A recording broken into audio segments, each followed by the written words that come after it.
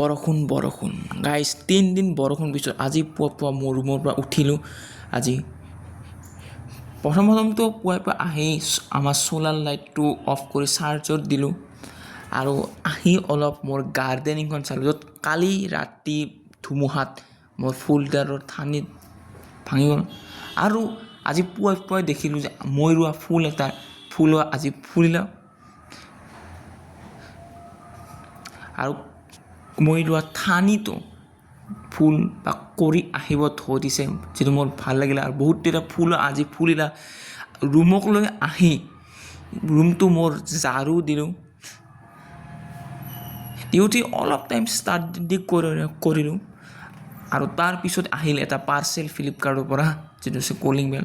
দুপৰীয়া ভাত খাই টোপনি মাৰিলোঁ আৰু বেলি উঠি সাজি কাগজ পত্ৰ লৈ ওলালোঁ অনলাইন এপ্লাই কৰিব, যিহেতু মোৰ পৰীক্ষাৰ ৰিজাল্ট দিছে।